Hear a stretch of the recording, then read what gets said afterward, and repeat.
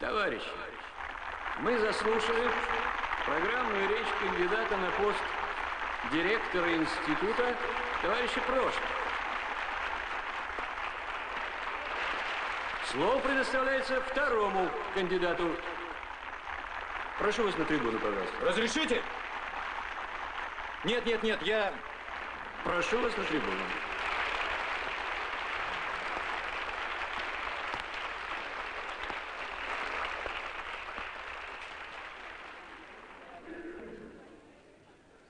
Дорогие друзья, я вынужден вас огорчить. Моя работа, кстати, которую я очень люблю, связана с частыми заграничными командировками, и я не вижу реальной возможности совмещения текущей работы вот с предлагаемой руководящей. Поверьте, мое заявление достаточно продумано, ну и тем более кандидатура товарища Прошина после его яркого выступления, мне кажется, достойнейшей. От добра не ищут. Я призываю всех своих сторонников подать свои голоса за Алексея Вячеславовича. Все.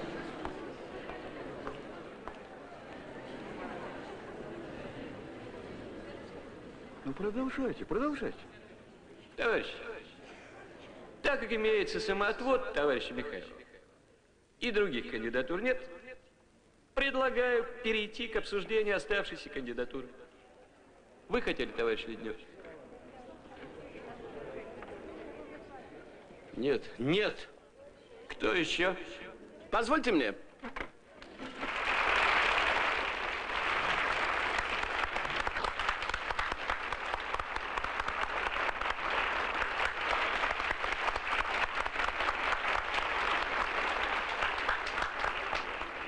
Позвольте мне ваши аплодисменты считать не столько, так сказать, актом прощания. Я прошу вас. Спасибо. Сколько кредитом доверия к словам, которые я вам сейчас скажу. Как понятно, мне более чем всем не безразлично, на кого я оставляю институт. Я не буду сейчас говорить о научной деятельности Прошина. Главное, вероятно, впереди. Прошин молод. Но больше всего меня интересует другое. Алексей Вячеславович не скрывает, что он стремится к административному руководству. Что в этом плохого? Кандидат представляет четкую программу развития. У меня нет никакого основания не доверять этому. Как, впрочем, нет основания не доверять его молодости, его энергии, его прямоте. Я в этом вижу знак времени. Поэтому я буду голосовать за Прошина. Благодарю вас.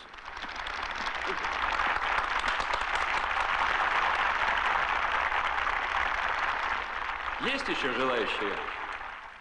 Нет. Ну, давайте. Переходим к голосованию. На тебя вся надежда. Оставь надежду всяк сюда входящий. Пощады не ждите. Поздравляю, Леша. Спасибо. Алексей Вячеславович, буквально 2 слова для нашей многотиражки. Ну вот что, братцы, кролики.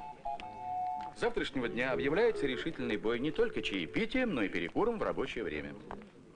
Ну что, Леша, последний раз на свою садишься? Завтра на директорскую пересядешь. А вот и нет. Я руководитель новой формации. Сам вожу, сам руковожу.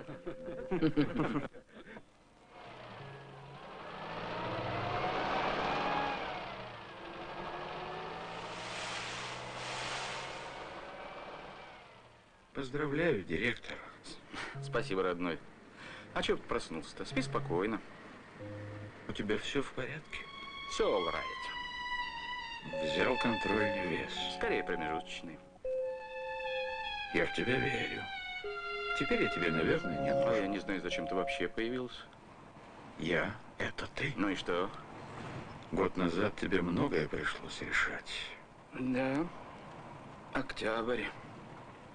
Ровно год.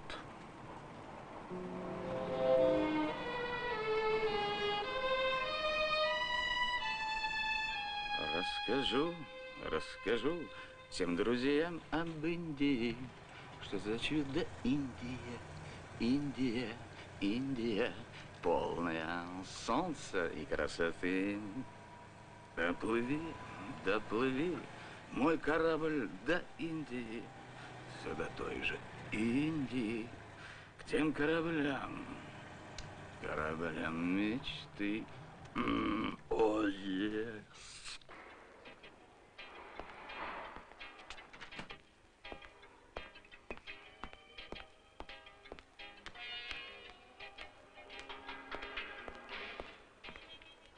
О, прилетел голубь из теплых краев. Ну, как там страна, Индия? Индия на месте. Вот где ты, Авдеев? Да более знакомая примета родимых мест. Лёш, Слушай, алканавт, быстренько греби отсюда, пока шума не подняли. Завтра поутряне зайдешь ко мне, только без похмелки.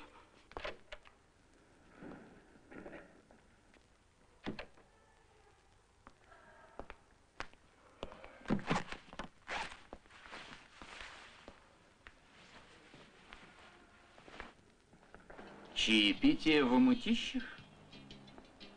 Традиции не усыхают. Гласность на марше. Мысли вслух. Мыслим, Алексей Вячеславович, мыслим, тем и существуем. Совершенно с вами согласен. Но, уважаемый Федор Константинович,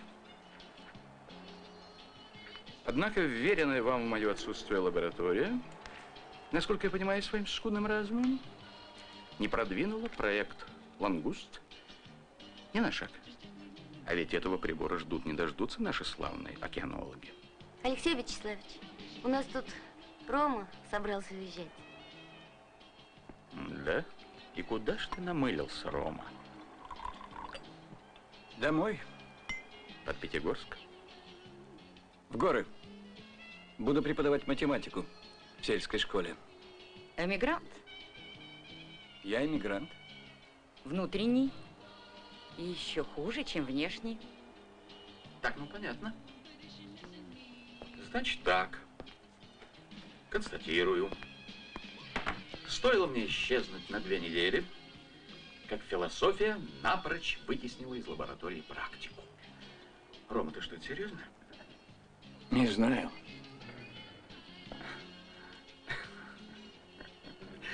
Ну, тогда привал закончен. Арбайтен, дорогие товарищи.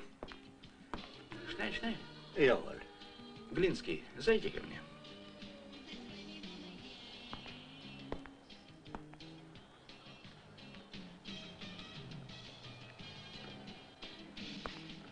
Ты хотел что-нибудь экстравагантное?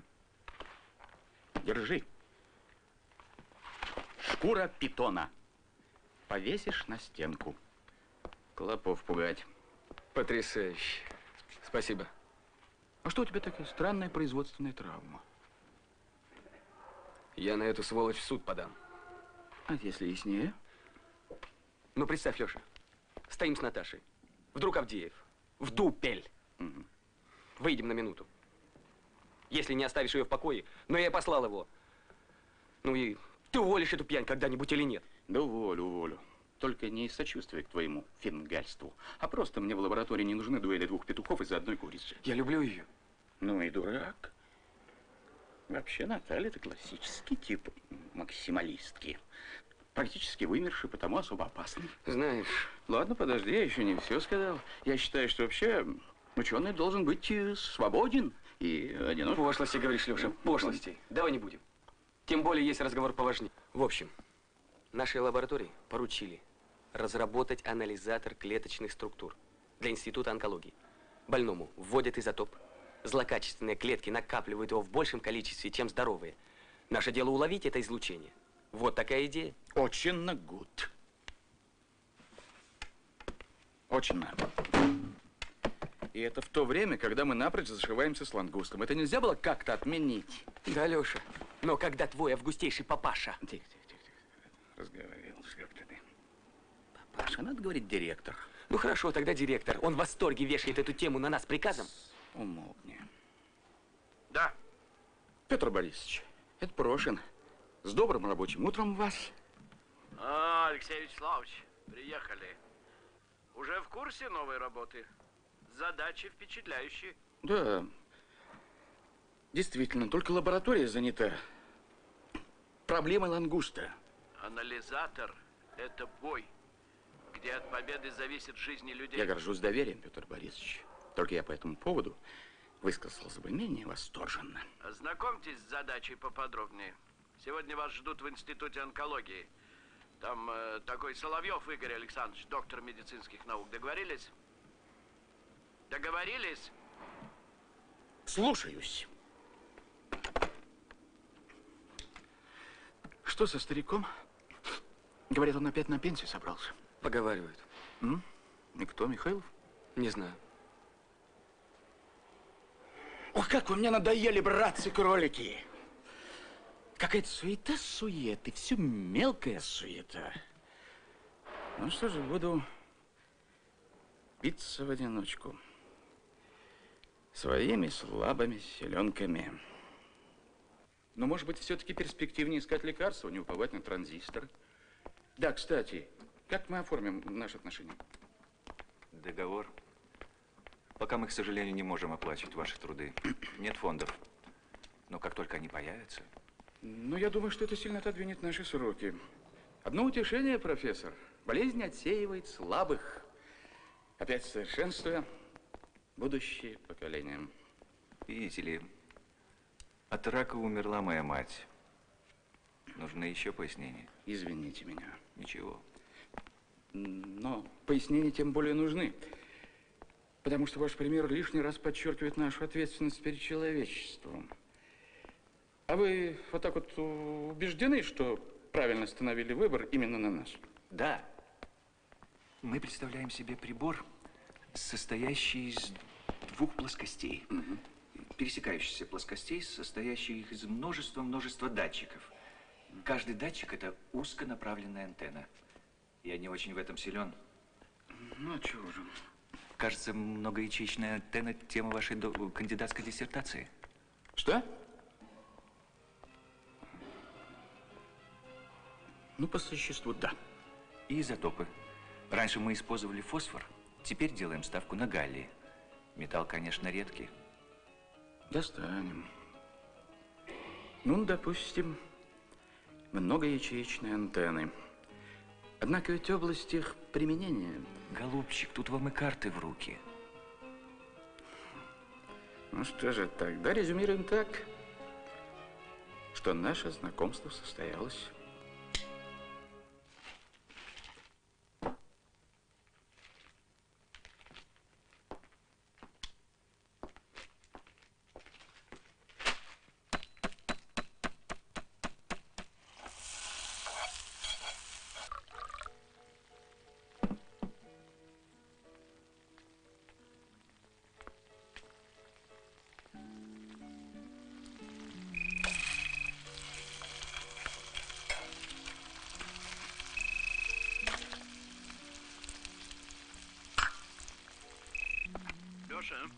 Леша. Алло?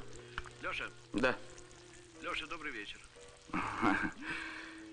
Добрый вечер, пан директор. Еще раз сердечное спасибо за подарочек. Ты виделся с Соловьевым? Да, виделся.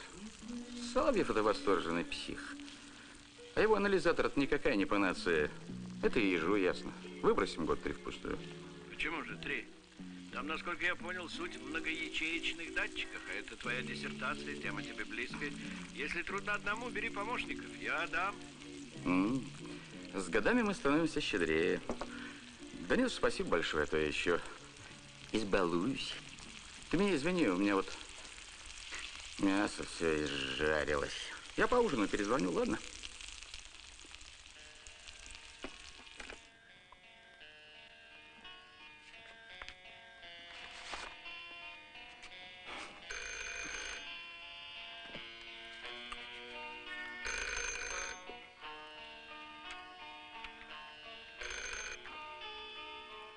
Алло?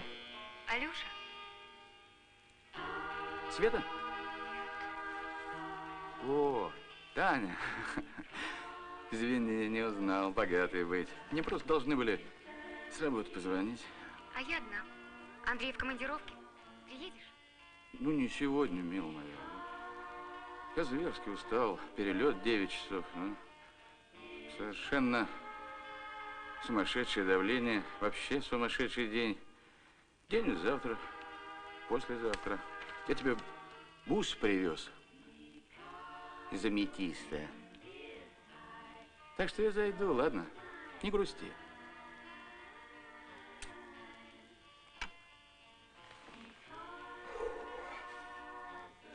Пора, мой друг, пора.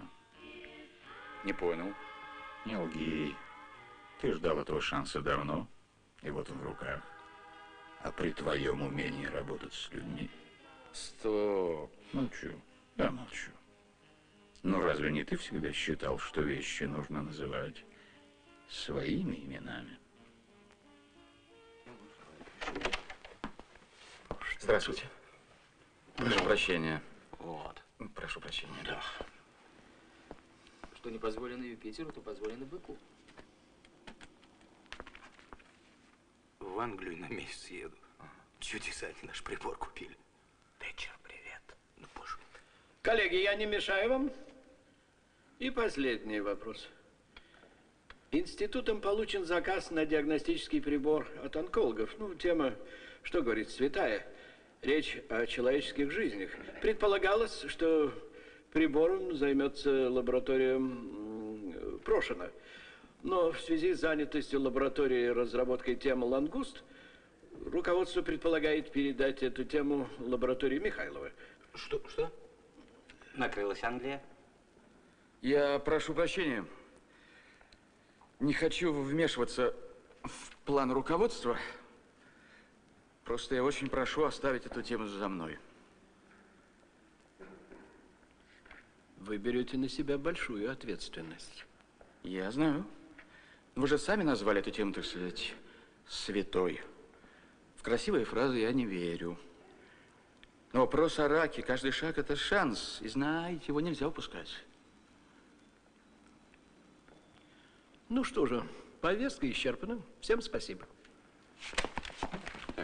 Да. Я отлучусь на часы. Леха, спасибо.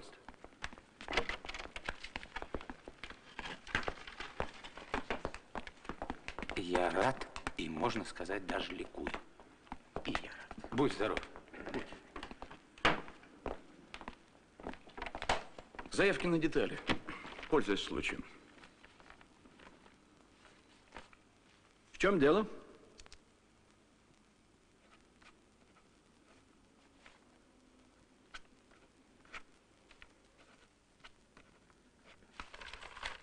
Я решил писать докторскую. Какая связь, я не понимаю. Связь? Связь прямая с кандидатской. Кстати, как ты вот насчет научного руководства? Насколько я помню, твоя кандидатская – это законченный труд.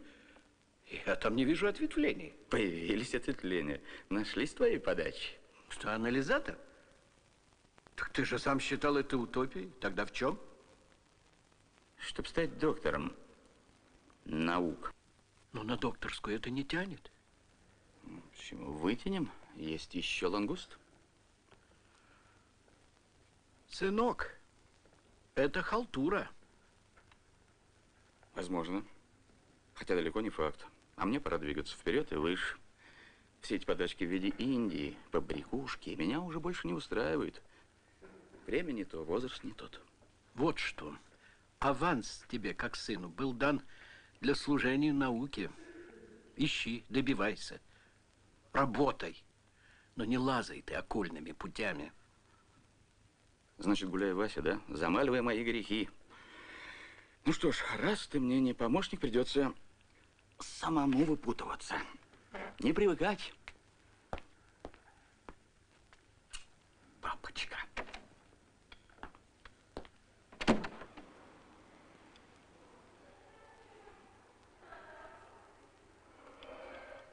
У тебя там что-нибудь еще есть за дверью?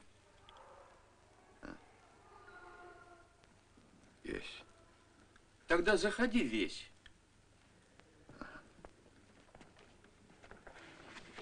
И садись, убогий. Садись, садись. Вот полное собрание сочинений твоих объяснительных. Распустился ты, ласточка моя, гений ты наш доморощенный. Каждый день под мухой. Вчера человека изувечил, завтра вообще пришьешь кого-нибудь. Давай-ка иди, садись и по-хорошему, по собственному желанию. Увольняешь? А кто тебе кандидатскую делал, шабаш? Забыто? Ну, сделал. У меня был дефицит времени, у тебя дефицит денег. Так что выгода-то обоюдная. Ты посмотри на себя. Голубь. А все туда же. По бабам. Нельзя мне без нее. Понимаешь? Серегина для забавы, а мне... Леха, мне... Тихо, тихо ты, припадочный. И вот тебе мой совет. Иди-ка ты домой, выспись. Отмойся. И марш в магазин. Выделяй на экипировку, можешь не отдавать. А, тебе опять что-то нужно, да? Дурак. Просто мне жалко видеть, как талант катится в тартарары. Завяжу. Я клянусь. Угу. Учтено. Только ты вот что, перед Глинским извинись. Все-таки мы в одной упряжке тянем. А теперь давай иди отсюда. Что ты меня утомил, собака?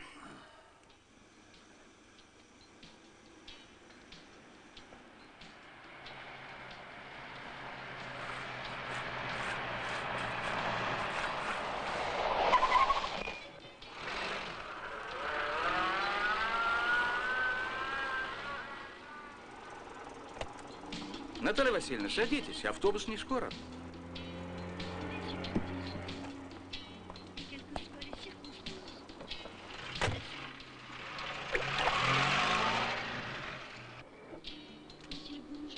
А где же ваши многочисленные поклонники?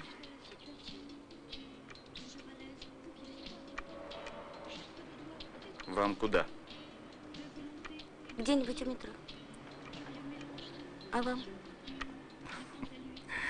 А мне все равно. Знаете, как в том старом анекдоте, помните? Я здесь живу. Так что считайте, что вы у меня в гостях. Картины природы, надо признаться, были безрадостные и однообразные.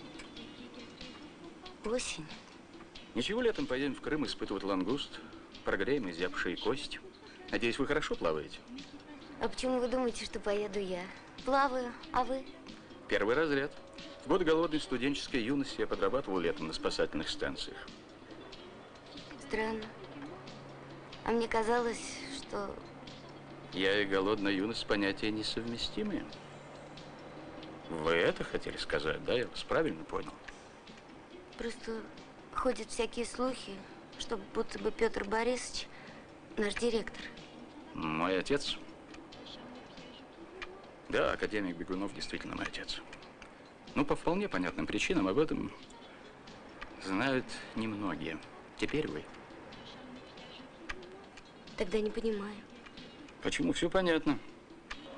Мой отец Бегунов. Но мужем моей матери, когда я родился, был совсем другой человек.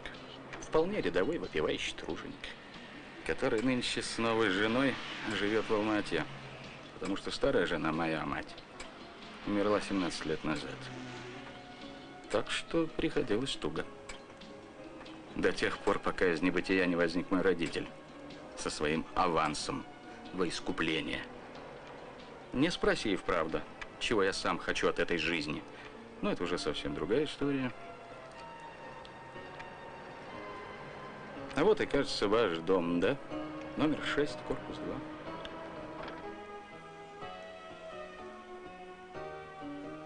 Алексей Вячеславович, я бестактна.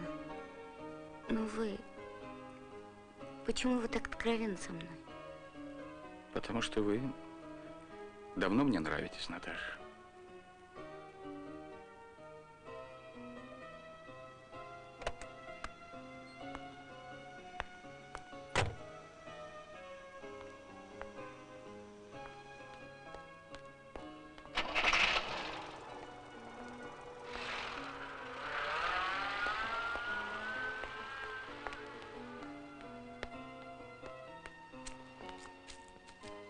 Ты Авдеева почему не уволил? Какой ты все-таки злопамятный мужик. Ну, получил ты по морде от влюбленного дурака. Ну, ты как-то это пойми, прости. Леша, я отказываюсь понимать. Колю я помиловал, да. Это верно, но ради твоей же пользы.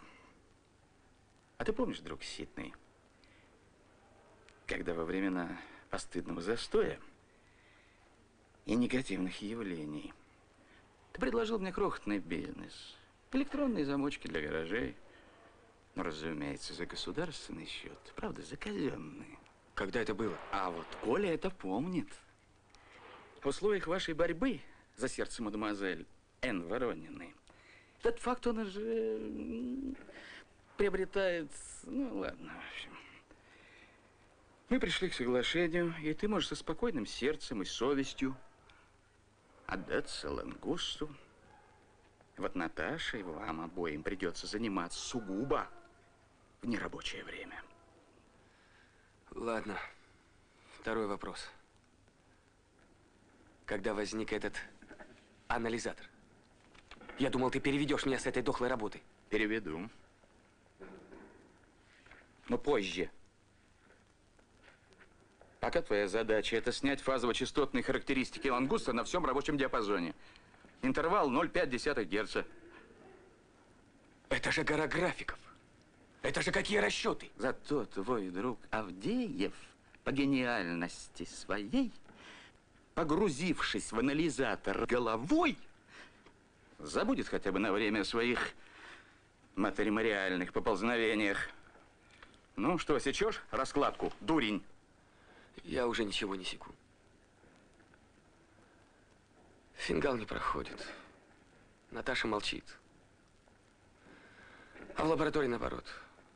Полный базар. Какой базар? Надо почаще навещать подчиненных.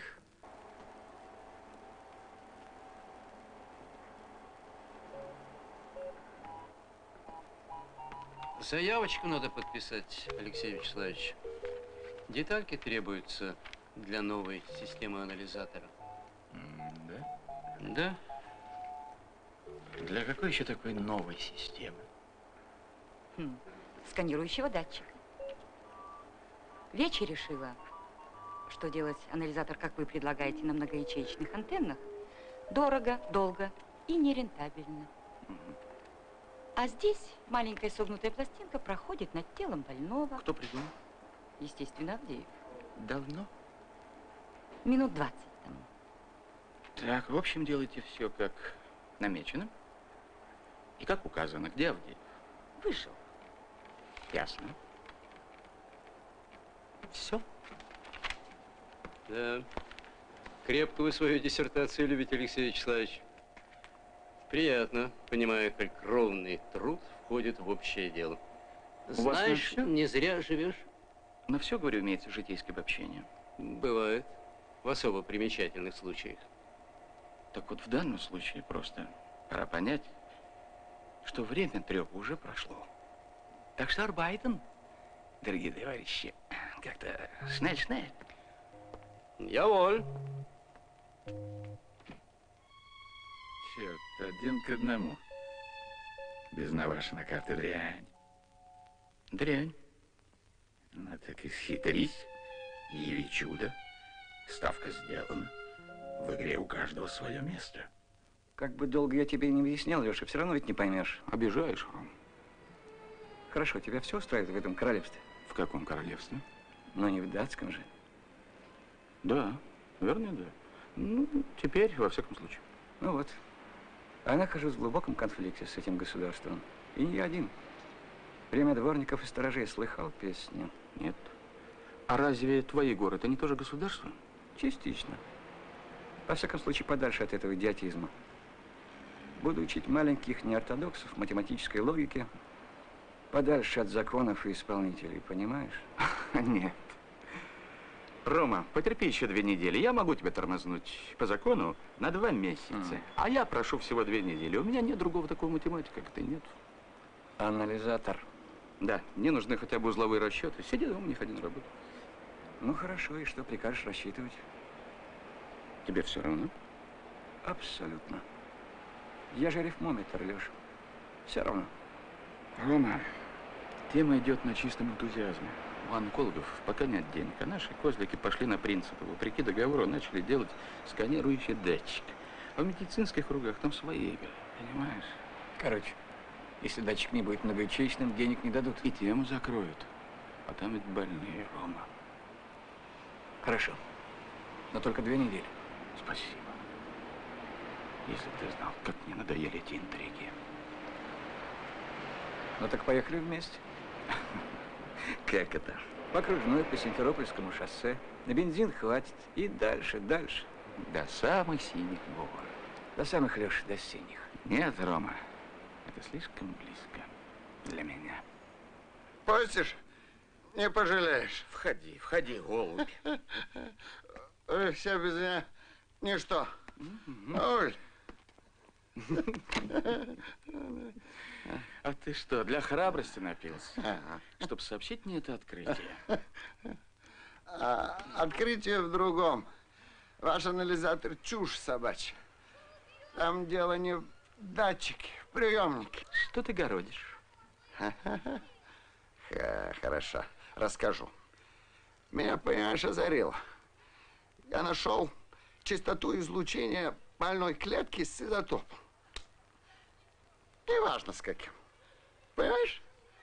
Не частоту излучения изотопа, а частоту переизлучения самой клетки. Не может быть. Может, Лех, может. 100% гарантия диагноза. Но как же молчок?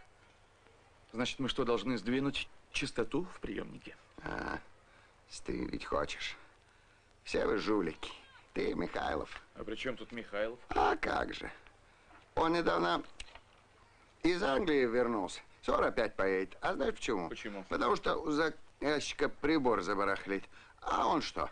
Он воткнул в схему одну кассетную плату без лака. И там же туман, сырость. И через полгодика все параметры тю-тю. Но у меня с тобой, у тебя со мной это не выйдет. Я сам понял, сам.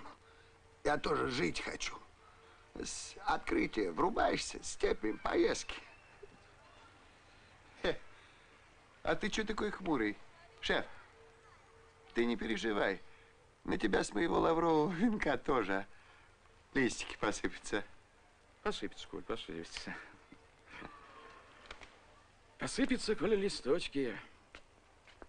Только совсем иного цвета и содержания. И преимущественно из отдела кадров. А что такое? То, что заветная чистота твоя мне не нужна. А вот ты меня, Коля, обманул и предал. Ты же говорил, что завяжешь. Чего ж ты не завязал-то? А вот так что пеняй на себя. А сейчас давай, катись отсюда, катись. Леша, ты чё в натуре? А ты чего? И что бы ты теперь не плел начальству про свою победу над раком, никто тебя и слушать не будет. Потому что начальство апеллирует фактами, а факты такие.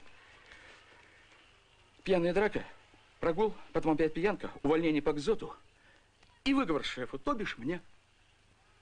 Леша, ты пойми. Правда, есть спасательный круг. Нет, так тебе давать этот спасательный круг? Я не понимаю. Ты хочешь быть уволен по статье? Нет. Не хочешь, правильно. Тогда слушай меня очень внимательно. Начальству позарез нужны расчеты многоячеечного датчика. Вот пока ты занимаешься этими расчетами, никто на тебя дыхнуть не посмеет. Потом все твое прошлое забудут. Вот это единственный путь, который я вижу, чтобы спасти тебя, пьяного дурака. И себя не обидеть. Да, и себя не обидеть. Но учти, что это в последний раз. Тебе нужна докторская. А еще гений. Ну, неужели это тянет на докторскую? Да. Хило. Значит так. Ты убеждаешь всех в нерациональности своего сканирующего датчика. Тут тебе союзник Навашин. Кстати, он сейчас дома сидит. Я ему пару строчек черкну. Вот. Потом делаешь расчеты. Вот, и валяй. Разрабатывай приемник со своей секретной чистотой. Становись академиком. Лех, ну это же еще год впустую. Да не год, Коленька, ну какой год? От силы 2 месяца. Я понимаю, что это трудно, но это надо. Зато всем докажешь, кто ты таков. Наталья, докажешь.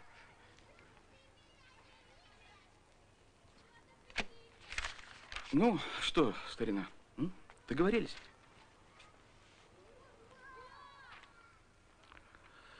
Ой, черт с тобой. Коля, твой приемник обязательно будет сделан. Во что бы то ни стало. Я тебе это обещаю.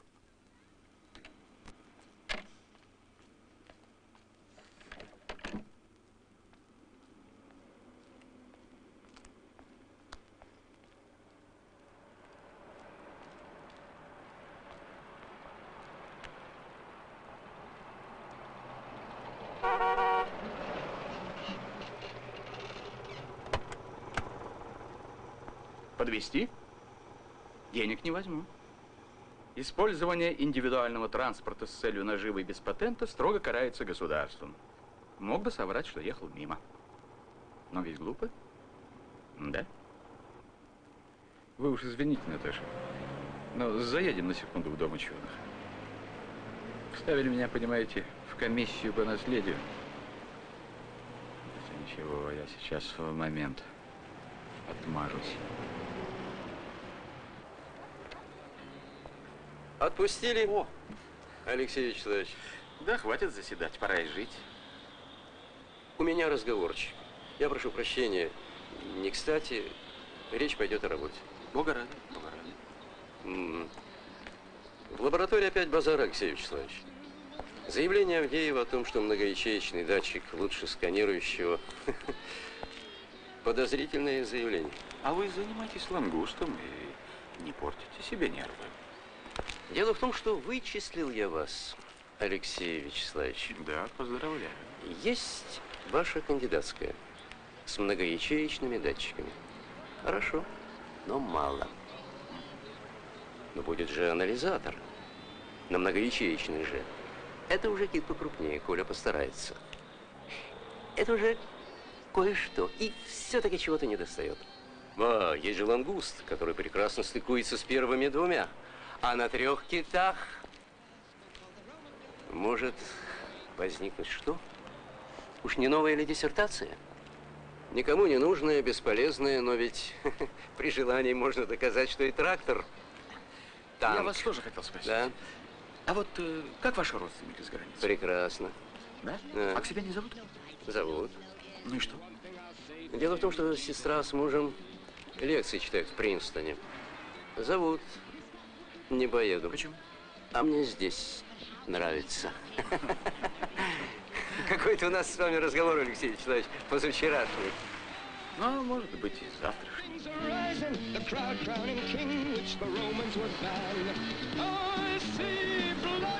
Вам приказано делать многоячеечный датчик. Ну, вы его и делаете. Вперед. Только, пожалуйста, без всяких шорохов. За моей спиной. Не пойдет. Пока все Колины догадки не будут подтверждены математиками, то есть Навашиным, все ваши грозные приказы не будут иметь под собой никакой силы. Вон ваша дама. Значит, гонг, да? Первый раунд, и мы враги.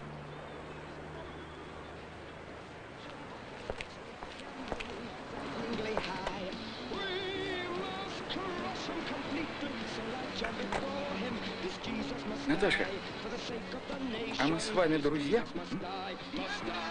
А почему вы? Да нет, короче. А вы где встречаете Новый год?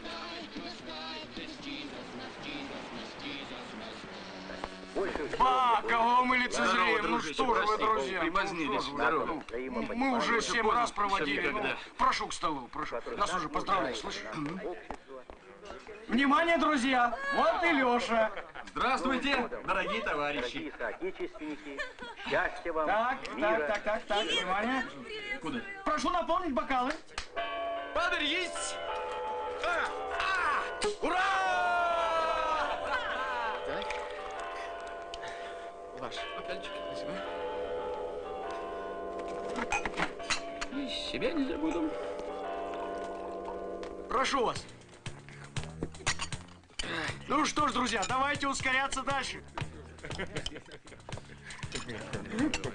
А ты все по-прежнему, по коньячку? Простите. А вы случайно не связаны с микроэлектроникой? Могу представиться. Директор Института микроэлектроники. Мы не молодеем, Леша. Господи, потрясающе. Каждый день слышу о профессоре Полякове, читаю его труды. Жалею, что на один день разминулся с ним в Женеве. А это так просто, это Ленька Поляков. Ну вот к чему приводит забвение старой студенческой дружбы. Ну что, за ее возобновление? С Богом?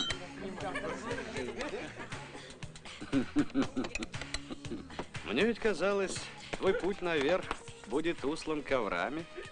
Ну, что толку с ковров? Только что мне еще вниз катиться. Значит, диссертация без руководителя. Как видишь. Нет, я не из праздного любопытства спрашиваю. Мы, знаешь, уже давно за тобой присматриваем. Так, издалека. Но с интересом. Кто это мы? Знаешь ли, охотиться на зайца можно и в одиночку. А если цель покрупнее? Завалить мамонта? Здесь без компании своих людей не обойтись.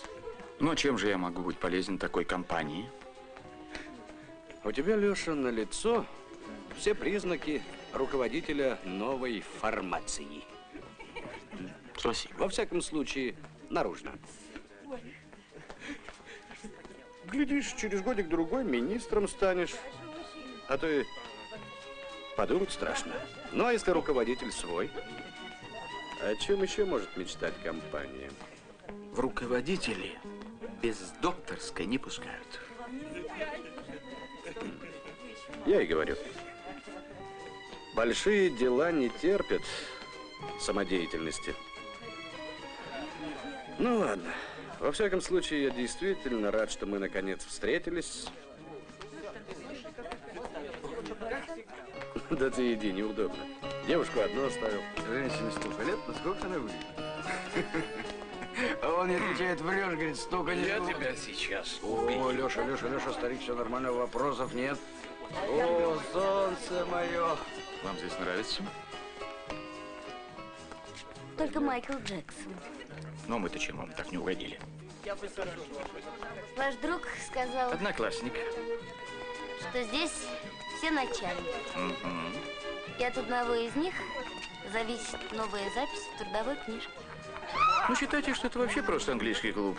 Или неформальное объединение начальников. Кроме меня. Кроме меня. Но вы Да какой начальник? Я так, мелочь пузатая. не прибедняйтесь. Вы растущий. Не исключено.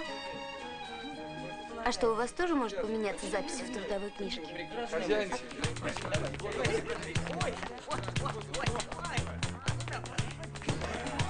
Тихо. Друзья, внимание. Сейчас новый штатовский ужас секса, порно. Нет, давай пусть это будет. Экстаз продакшн, боевик. Прошу, сам еще не видел. Друзья, прошу вас. Хотите, уйдем отсюда сейчас же? Это можно?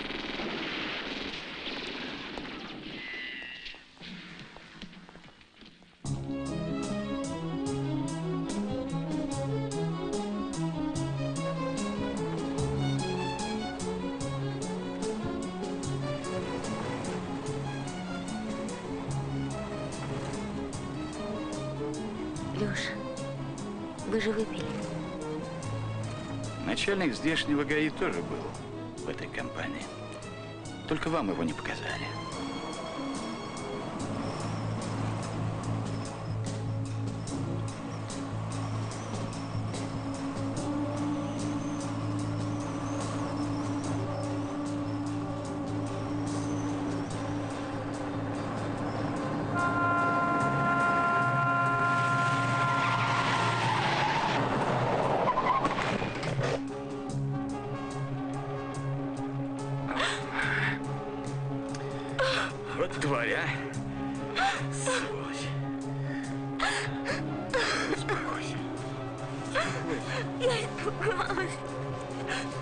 Я стараюсь. За тебя стараюсь. Застрелить не могу. Али, я тебя не люблю. Али, тебя мой.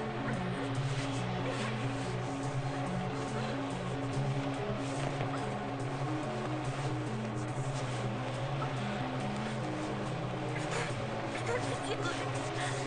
Что ты делаешь? Нет.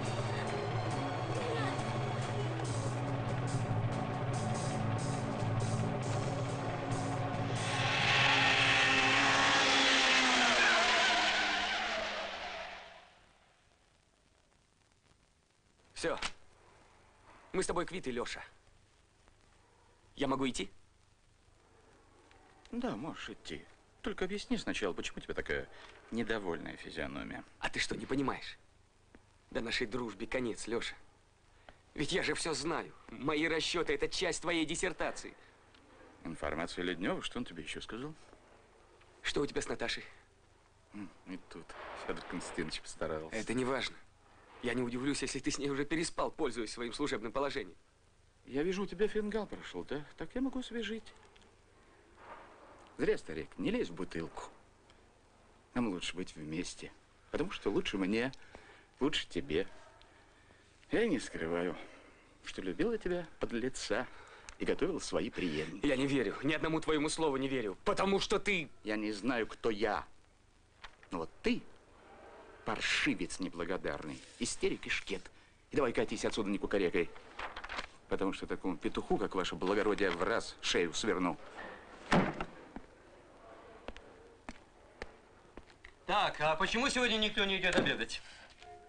Обед – это актуально.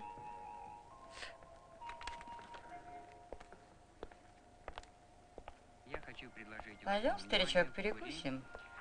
Попури двух английских диск-жокеев, которые назвали себя «Танцующий кролик» и «Мастера...» Вы что-то совсем плохо выглядите. Заболели? Может, хотите поехать домой? Попросили бы друга, он бы отвез.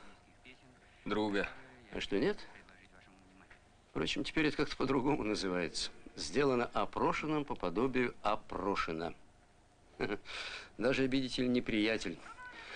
В таком же приятельстве он со своей машиной. Больше холишь, легче ездишь. А? Нет, я чушь плету. Нет. Нет? В общем-то, понятно. Задарма вас, Алешенька, из поля своего тяготения не выпустит Сережа. Предлагаю свою помощь. А вы? Не задарма? Впрочем, я, кажется, слишком усложнил ваш внутренний механизм, и вы просто-напросто, извините, лакей со всеми вытекающими отсюда последствиями. Барщиной, рабством, даже правом первой ночи. Я вам не давал права.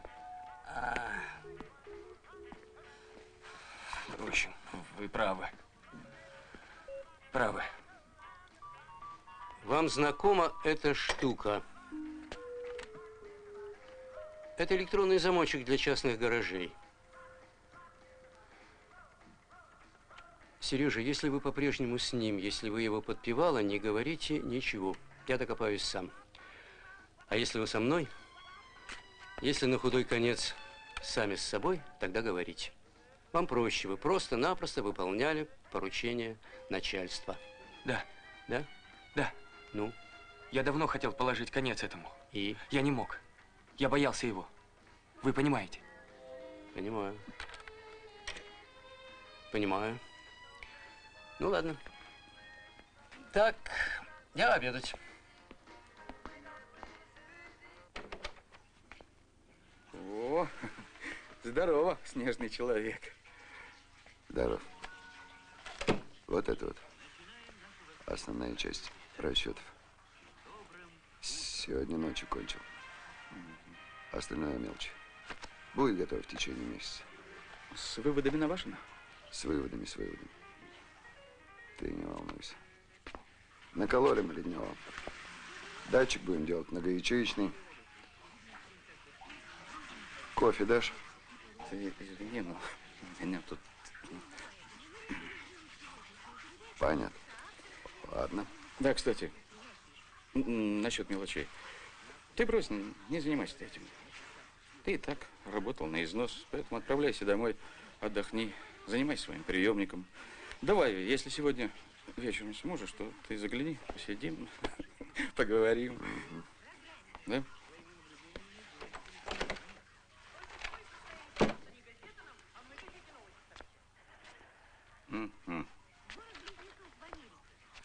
Так. Ну что же, Федор Константинович, а кто же у меня я оказался? С кем это ты? Я как будто слышала Колин голос. Нет, просто я с умным человеком разговариваю, с самим собой. Хотя, конечно, лечиться надо. Признак приближающейся старости. Тогда и выпьем за вечную молодость, то бишь за тебя, родная. Нет, давай лучше за море. За Черное море в июле. Когда мы поедем испытывать нашу лангустину. Привет. Отвлеку ненадолго. Значит так, диссертация готова, почти. Осталось увязать отдельные места, изящно упаковать. Интересно знать, кто мой научный руководитель. Докторская. За такое короткое время. Да, спеши, пока поезд стоит. Но твоя поддержка, извини, необходима. Поддержка чего? Я могу, не читая, сказать, что я думаю об этой так называемой диссертации. Это рубка мыльных пузырей топором. Ты знаешь, кто ты? Знаю, я твой сын. А ты человек, который сделал меня несчастным. А ты знаешь, что было со мной, когда я узнал о твоем отцовстве? А твои авансы? Ты же лишил меня выбора в этой жизни. А вот теперь, когда я нашел свой путь, началась игра в принципы. Что это за путь? В чиновники. Да, я нашел свое призвание. Это вот с похабленным амплуа. К сожалению, высокие чиновники вы не пускаете. Без регалий и званий. Вы понаставили рогаток вокруг своих уютных кресел. Дескать, дослужись, а потом мы с тобой поговорим. Но я не могу ждать. Сейчас на дворе мое время, я ему нужен. Ну, разумеется, не в моей жалкой должности. Может, на моем месте? Может, на твоем. А может, на месте министра. Как повезет. Ну, знаешь. Да я знаю. И ты знай. Что тебе нужно конкретно? Конкретно положительная рецензия, остальное я сам. Хорошо. А сейчас извини меня. Уйди, пожалуйста. Я прошу уйти.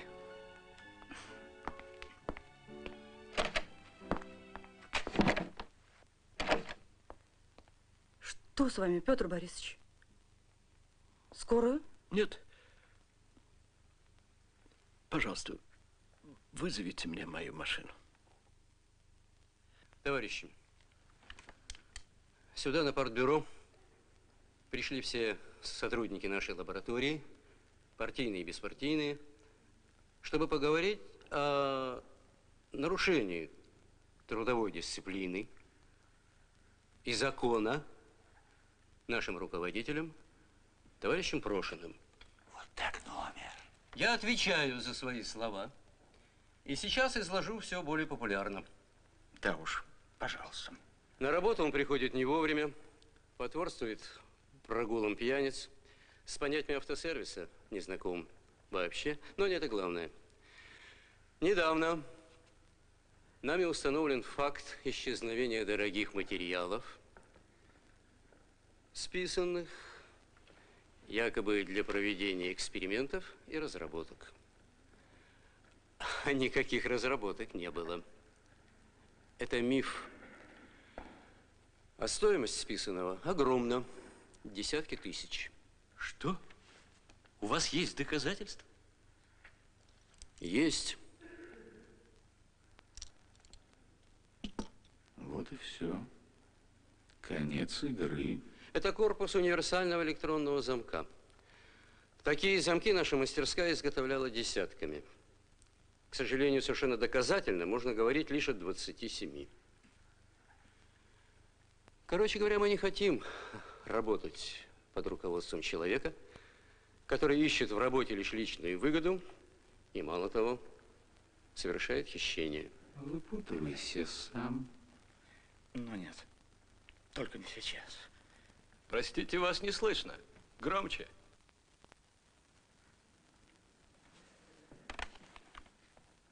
Начну с того, что назову все сказанное грязной клеветой.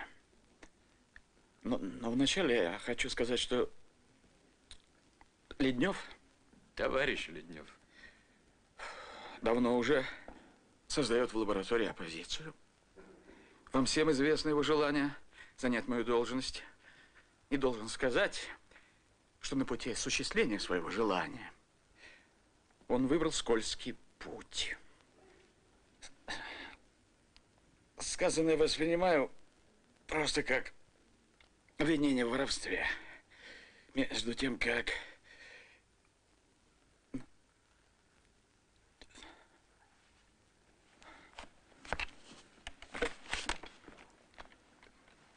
Ничего, сейчас пройдет.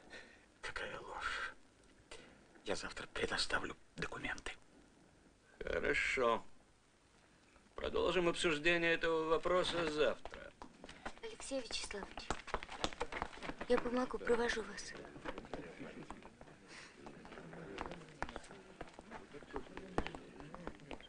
Что? Благодарю. Костя, спасибо.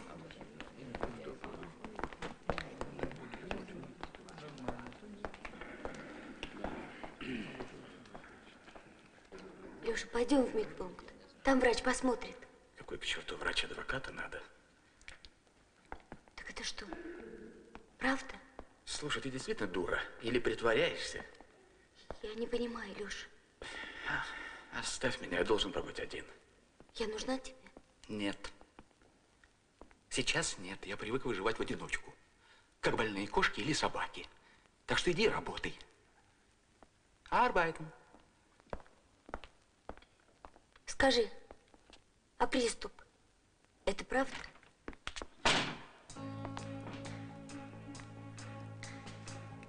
Ну что же ты? Что же ты молчишь? Я не могу разговаривать с бревном. Спокойно.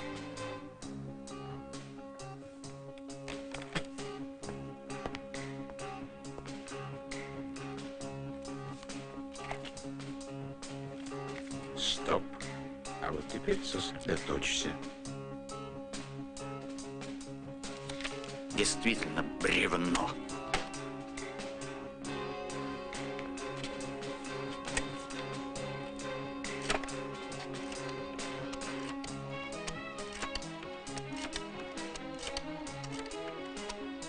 Да?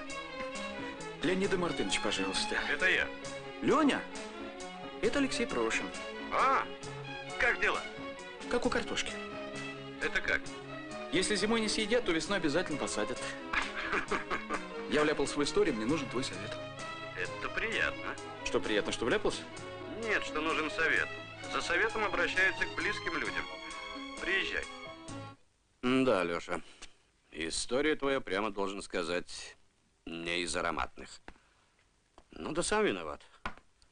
Такой вроде бы умный, такой дурак, прости, конечно. Оглянись вокруг, у всех своя компания. У продавцов своя, у журналистов своя, у меня своя. Так с кем ты имеешь дело? Только на тебя и уповаю, Господи. Вот я и размышляю. Ладно, давай свой полуфабрикат. Только честно, не липа? Нет, это подлинное. Он подмахнул, не глядя. Лист прилип. А Бегунов в курсе твоих? Бегунов в больнице на обследовании. Ну что ж, тогда живем. Итак, договор. Ни для кого же не секрет, что существует практика обмена между организациями, у которых нет того, что нужно им. Ну, а зато есть то, что нужно нам. Поэтому мы списываем и дарим то, что нужно им, а они списывают и дарят то, что нужно нам. И что же подарили нам? Да, любопытно. В основном микросхемы. Есть и еще кое-что, а в общем все обозначено в договоре. Да. Подпись директора. Да, с их стороны Поляков. Это их акты. Печати свежие. Опись не полная совсем. Опись, между прочим, не совсем полная. Да, это возможно. Что-то упущено. Что же делать? Вы читаете зарплаты? А не надо советов. Вы упрекаете нашу бухгалтерию. А ваша самодеятельность повсюду. Почему до сих пор нет финансового договора с онкологами? Работа с врачами носит факультативный характер. Официально мы занимаемся темой лангуст. Да, это так. Это безобразие. Сколько времени вы потратили на анализатор? Сколько средств? КРУ, между прочим, работает в институте. Так что можете апеллировать к Бегунову. Но договор в ближайшие дни должен быть у меня на столе. Вы свободны, товарищ Прошин. А ведь грязная история. Грязная. Ничего, отмоемся в конце пути. Вот и прекрасно. Вся оппозиция в сборе. Объяснять вам ничего не буду. Слишком много чести. Только запомните, что отныне будет так. На обед ровно полчаса, чаепитие прекратить. Философию тем более. За невыполнение работы в срок выговор. Человеческие взаимоотношения закончились. Тот, кого не устраивают, новые методы работы. Вот сюда, пожалуйста, заявление на стол.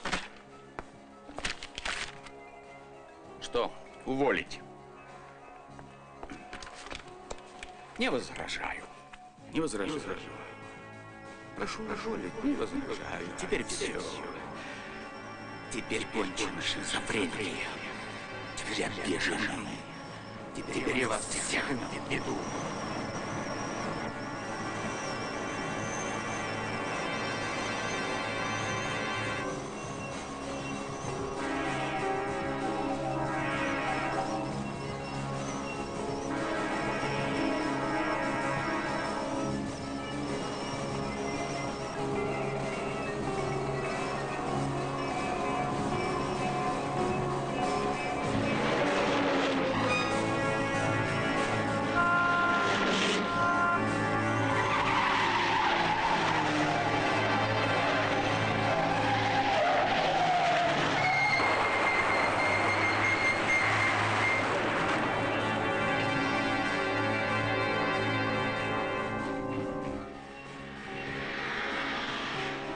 Алло. Привет, Эдик. Это Прошин говорит. Да-да-да. Много лет, много зим. Нет, ну тоже я читаю и выделяю твое бойкое перо в море всеобщей гласности.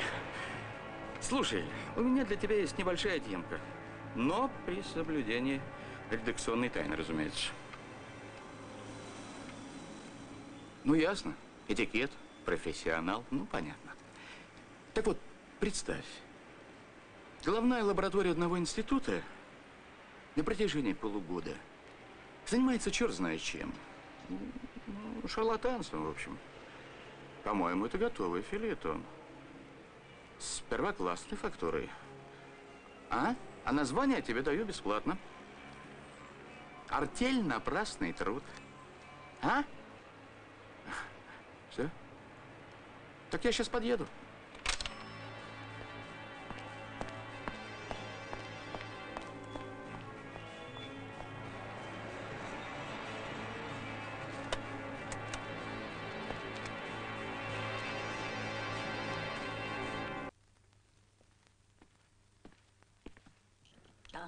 Замминистра спрашивал вас.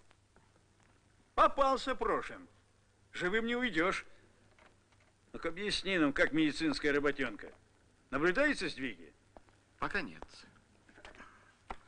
Результаты есть. Идеи. Сколько, позвольте вас спросить, вы ухлопали на это времени и средств?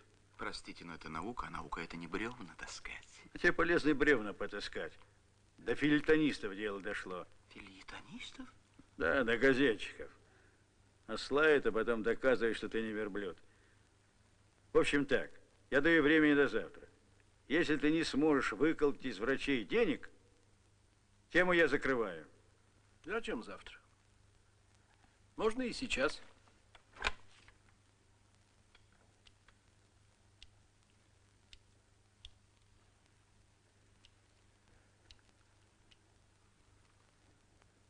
Директор слушает. Это снова Бегунов. Мне, право, неудобно, Петр. Борис. Сегодня мы окончательно решили. Гипотеза Соловьева, вероятно, малоперспективна. Извините, я только что оперировал, принесли гистологию. Я перезвоню. А к чему? Мы все выяснили. Закрывай. Скупые слезы сожаления. О больных? Так что они? Абстракция. О больных пусть врачи думают. Здоровье каждого в руках каждого. А машина свое отработала. Извини, старина. Ты что сказал? Ты что сказал? Да, закрыли по приказу Антонова. Анализатор. Почему, а я? И медики от своей версии отказались, сволочи. Версия. Была версия. Я же все сделал. Медики ничего не знают. Правильно. Тебе-то что? Ты свое получил. А я куда? Куда я? Коля, при чем здесь я? Они штамм отменили. Они смотрят с других позиций, плана, финансов. Почему я до сих пор на что-то надеюсь? Давно пора было привыкнуть к этой непрухе, а я все завожусь. Если бы ты, Леша, не запудрил мне тогда мозги... Коля, я обещал и свое обещание выполню, но не сразу. Для этого я сам должен обладать правом. Запрещать или разрешать. Когда оно будет? Мы-то с тобой будем тогда, Леша!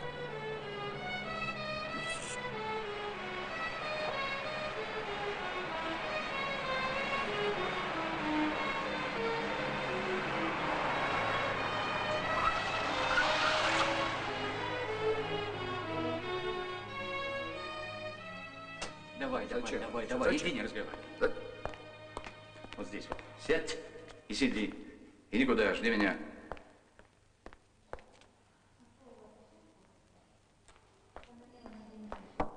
Это опять я. Прошин. Прием окончен. Это важно. Ну, тогда побыстрее. Нужно немедленно восстановить тему. Решение задачи найдено. Спохватился. Это министерство, молодой человек, а не контора Гоп-Стоп. Если решение найдено, обратитесь к медикам, пускай они разбираются. Анализатор должен делать только мы. Здесь со мною автор и... Послушайте, если вы сейчас же не уйдете, клянусь, я буду содействовать вашему увольнению. Да увольняйте. Господи, нашли чем пугать. Увольняйте, пожалуйста. Да вам плевать на науку. И вам плевать на больных. Перекладывайте свои бумажки. Стой. Что я тебе говорю? Садись, садись. И послушай совета. С министром нужно разговаривать вежливо. Ты понимаешь? Орать – это прерогатива начальства. Ты понял что-нибудь? Ничего не понял. Видишь, вызверился. Зубастая порода. Приказ свой отменить не могу, парень. Это ясно. Но если решение стоящее, давай своего автора. Он здесь? Здесь. Давай. Я сейчас.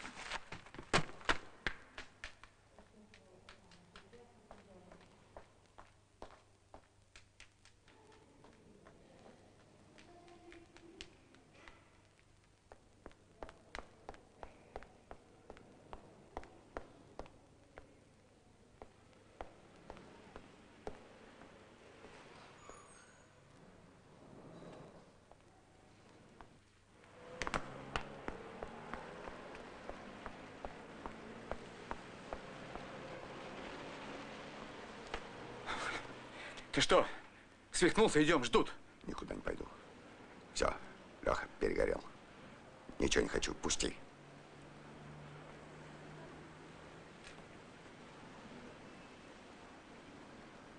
Ну вот, одна жизнь кончилась, Леха.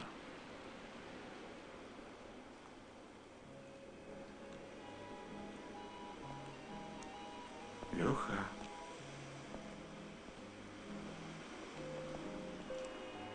А как ты проживешь вторую? Уж как-нибудь.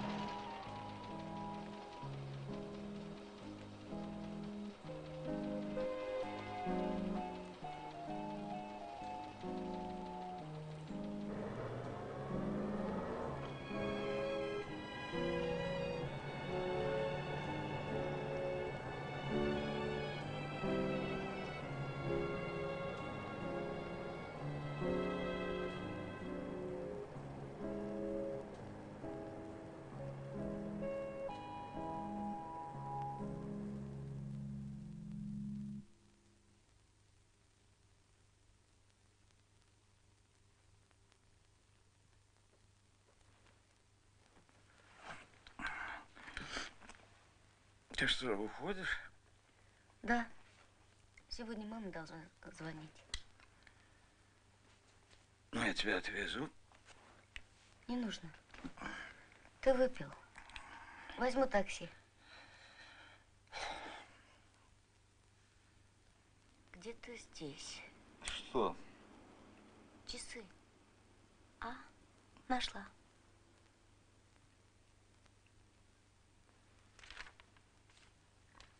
А что это? Это докторская. Да. А я не знала, что ты. Ты что, считаешь, что у меня нос не дорос? У тебя? Дорос.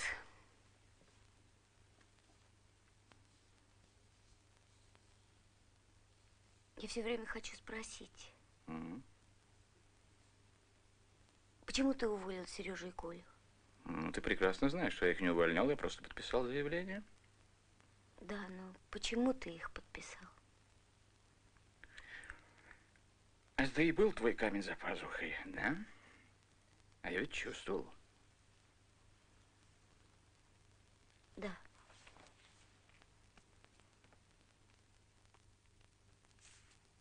Лёша, я не знаю, приду ли я к тебе еще когда-нибудь. Почему? С тех пор, как ушел Коля, ты переменился, Лёша. Я и раньше тебя плохо знала, а теперь не знаю совсем.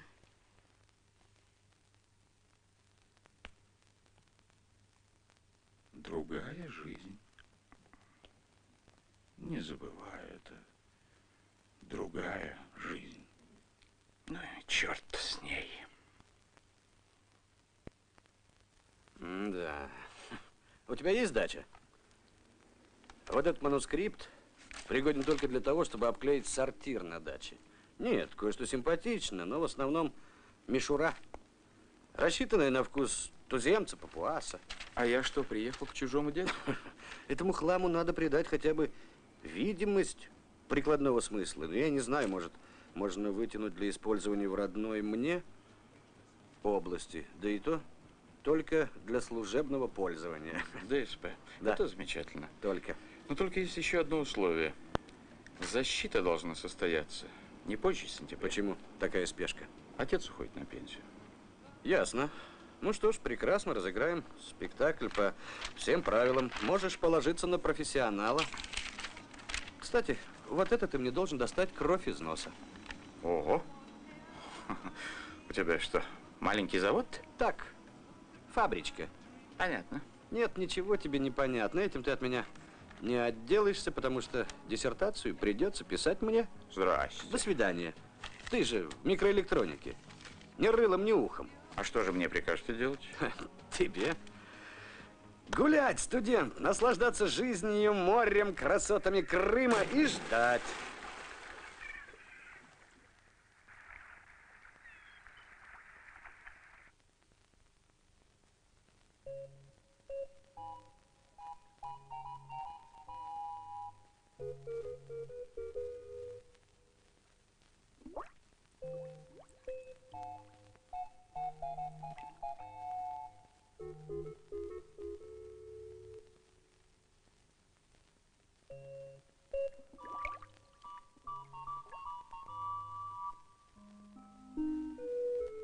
Наслаждайся жизнью, Леша. Ты посмотри, какое благолепие.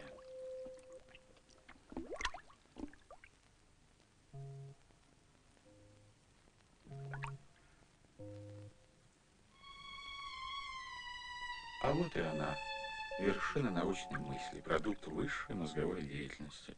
На черт она сдалась, непонятно. Хотя, если я кому-нибудь крепко насолил там наверху, есть замечательный способ от меня избавиться. Дернул рубильник и готово. 220 на контакт. А ну-ка.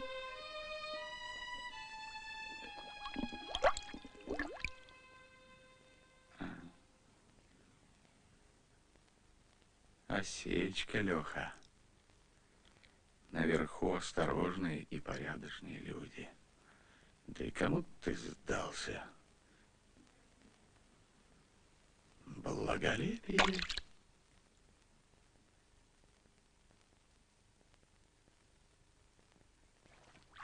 Везунчик вы, Алексей Вячеславович.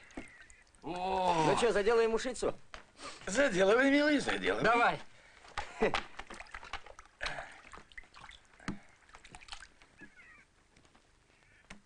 О, здорово, Муму.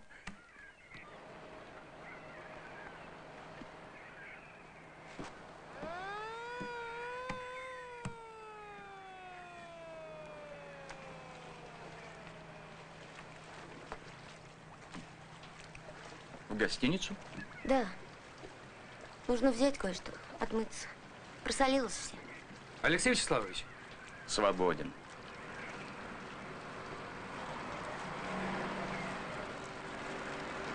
Некто среди белых снегов мечтает о синем море. А когда оказывается на этом море, то нет времени поговорить. Вернее, времени навалом. Желания нет. Мы что, с тобой расстаемся навеки? Кто в город? Я! Прости.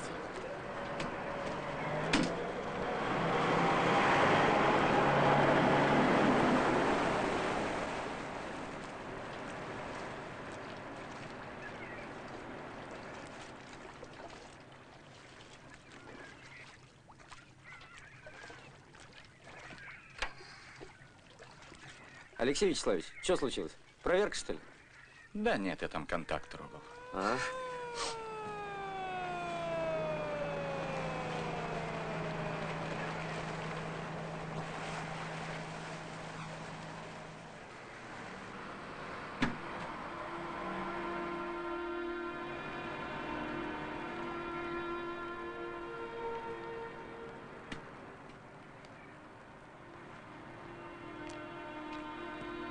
Коля. Да. В общем, я за тобой. Я тебя люблю. Жить без тебя не могу. Откуда ты? Почему Ну, ты это уволился? Долгая история. Хочешь, я вернусь в Москву? Хочешь, поехали ко мне? Наташа, я ведь, понимаешь, я всю жизнь просто решил... Коля, не надо об этом. Почему? Ну, посмотри, я же совсем другой. Ты что, любишь его? Не знаю. Ну, вот видишь, любит это, когда знак вопроса не ставят.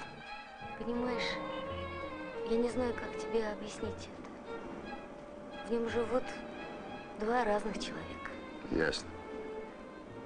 Он и тебе мозги запудрил. Но какие два? Один, тот подлец. Коля, ну как ты можешь такие слова? Обычные слова. Он меня столько лет на веревочке водил. Пробейте, пожалуйста. Кандидатскую я ему сделал.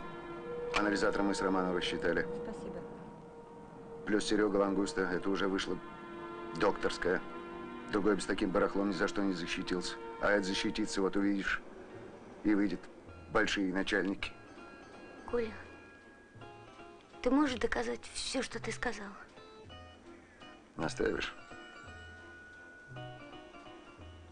Вот. Ценное указание нам с Навашиным. Как заварить сканирующий датчик. Открытым текстом, без всякого шифра.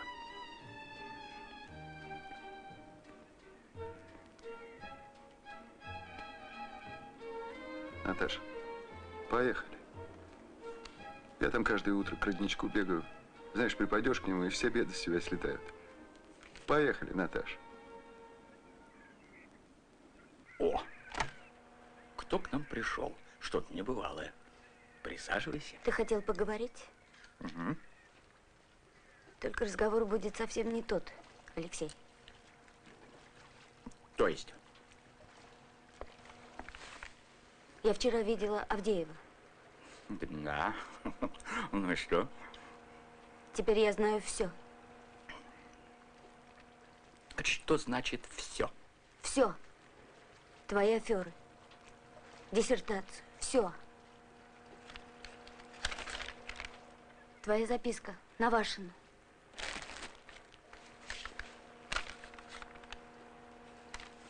Сиди и слушай. Я не знала, что ты зашел так далеко.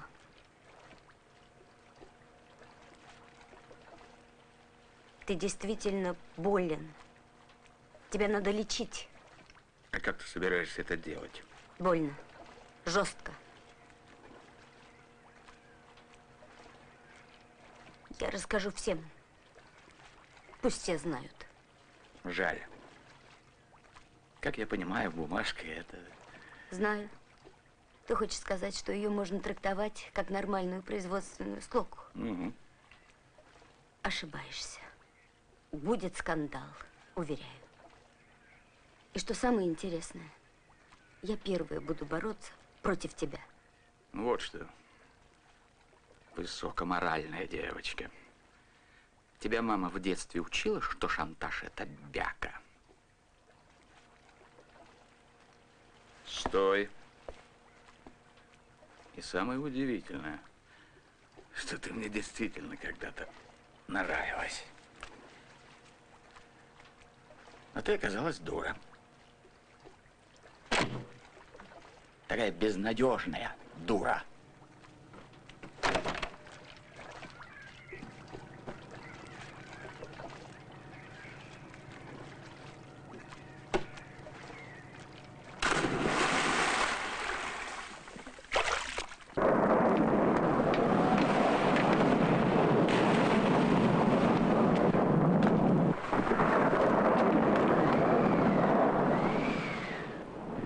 Что делать?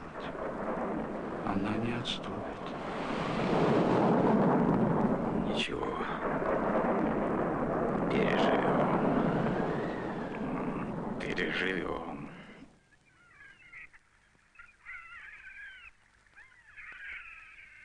Опять зашкаливают. Лангустина мозги полоскает, сволочь. Штормила ночью, вот и все. Придется отсоединять. Тогда давайте нырять. Кто? Ну ладно, я. Акваланги заряжены? А этот шеф твой? Точно. Здоровый бугай, пусть и лезет. Заодно и рыбку подстрелит. Доволен он, шеф ее. А че? Вчера яблок объелся. Поди килограмм 5 умел. Как пить дать? Пробой на корпус мужика. В гальюн переселился. Сегодня сюда и носу не кажет. На камбузе не был. Слово даю. А штормом, небось, воды холодной нанесло. Может, я слетаю? А ты знаешь, что отсоединять? Загорай. Потом минутное же дело.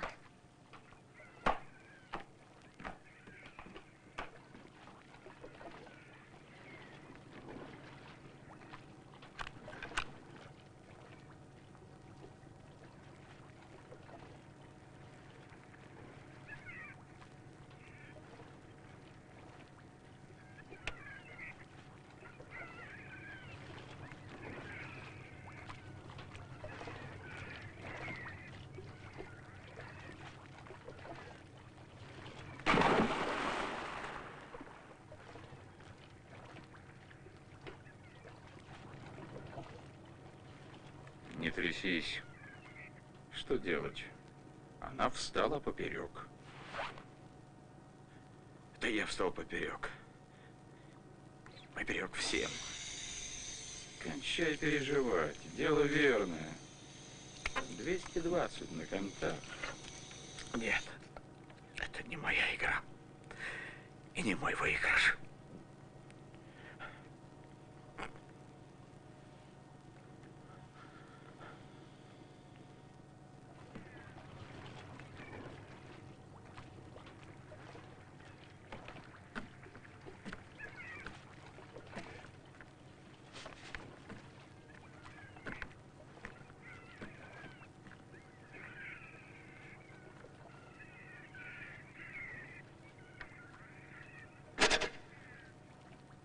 Вы чего? Обрыв цепи. Надо нырять. Как? Там же смотрит. Кто? Наташа, я думал. Акваланг. Акваланг, быстро, мать вашу!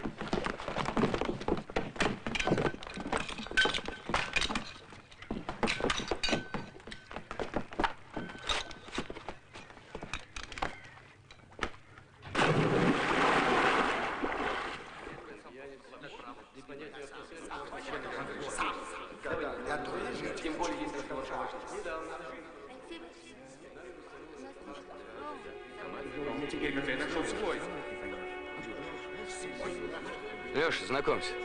Это моя однокурсница. Я говорил тебе. Наташа. Просится к нам. По семейным обстоятельствам.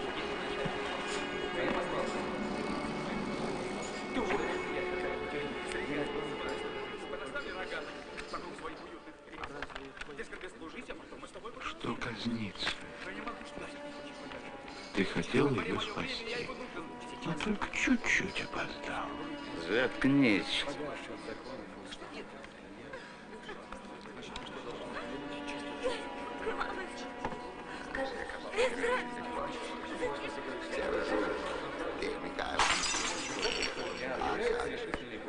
Он недавно...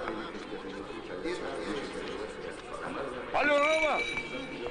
Рома! Рома! Это я! Рома, ты меня слышишь? Я к тебе вылетаю! Что они не летают? Ну и хрен с ними, что они не летают. Значит, я пешком пойду. И мы вместе с тобой до самых синих гор. Я тоже жить хочу. Ты помнишь, Рома? В общем, я выхожу, а ты меня жди. Алло! Рома! Понаставили рогатых вокруг своих уютных кресел. Здесь ко мне служить, а потом мы с тобой... Октябрь. Еще добивайся. Работай. Да не лазай, ты. Я друзья. У нас тут Рому собрались. Как больные кошки в лесах промаливаем. Так что иди.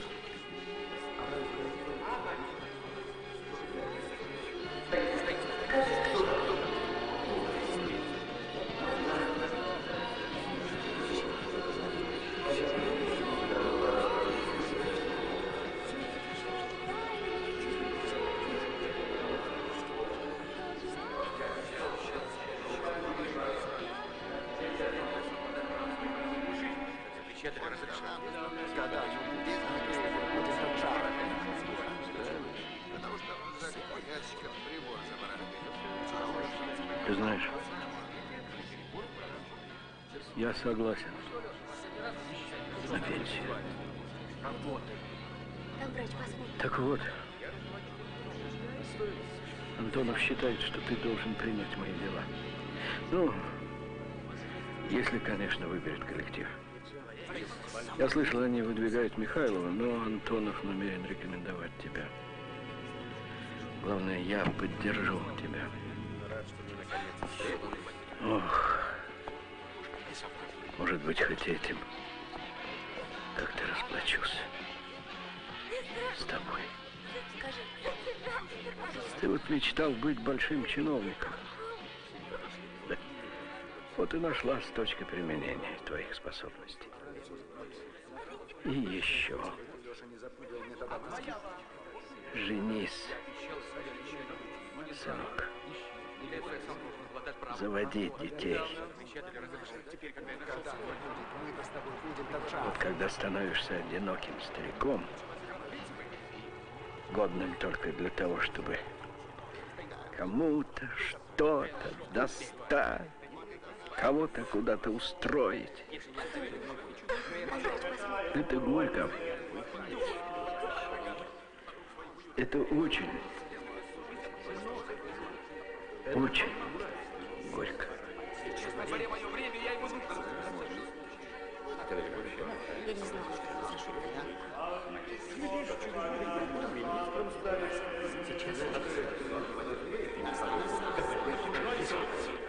Так что ешьте.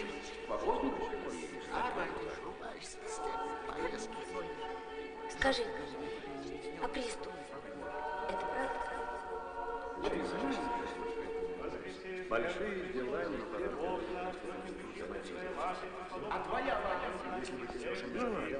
Во всяком случае, я действительно рад, что мы наконец встретились.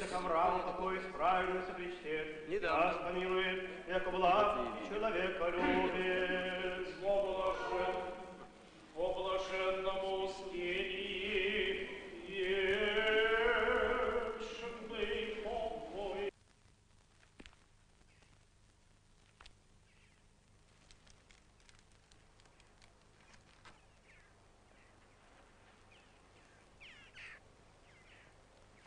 Ну вот и все. Игра сыграна. Остается только задать вопрос. Была ли девочка? Сгинь. Совсем сгинь. У меня другая жизнь. Теперь я сам знаю, что мне делать.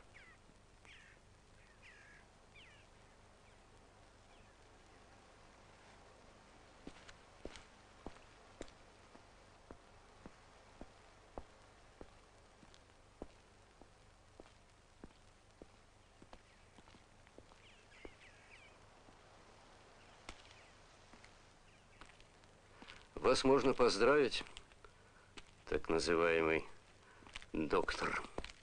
Что вы от меня хотите? Ты спрашивал, враги ли мы? Я отвечаю, да. Но играть крапленными картами, как ты, я не умею. Так что готовься к открытой драке. Хотите, я скажу, за что вы меня ненавидите? За то, что ваше время кончается, а мое пришло. Наш разговор – это гонг перед вторым раундом. Да хоть перед 10-м. Учти, вся наша лаборатория будет голосовать за Михайлова.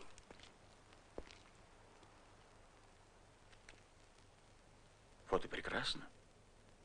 Пусть победит сильнейший.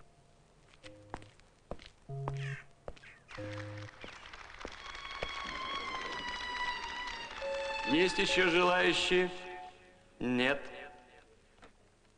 Ну, давайте. Переходим. Ну что, Леша, голосованию. последний раз на свою садишься. Завтра на директорскую пересядешь. А вот и нет. Я руководитель новой формации. Сам вожу, сам руковожу.